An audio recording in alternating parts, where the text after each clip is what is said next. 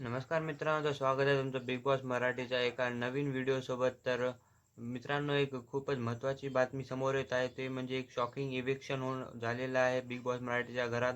ते वोटिंगचे नसून ते एका टास्कद्वारे होत आहे. त्यामुळे घरवाले खूपच परेशान आहेत. त्याचमुळे सूरजला खूपच मोठा सदमा बसलेला आहे.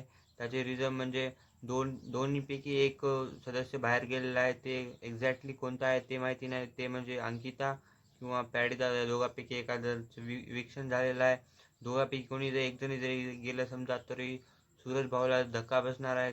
त्याचं कारण म्हणजे ते दोघांचं जे कनेक्शन जे सूरजसोबत आहे ते खूपच छान असं होतं.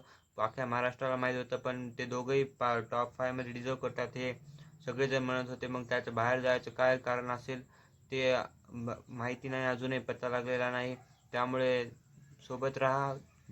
तर मित्रांनो, तुम्हाला काय वाटतं या गोष्टीमध्ये किती सत्यता आहे? कारण बिग बॉसने अजूनही ते कन्फर्म केलेले नाही, पण ते कन्फर्म असू शकते. तर तुम्हाला काय वाटते कमेंटमध्ये सांगा. व्हिडिओला लाईक आणि चॅनलला सबस्क्राईब करा. धन्यवाद. Take care. Bye bye.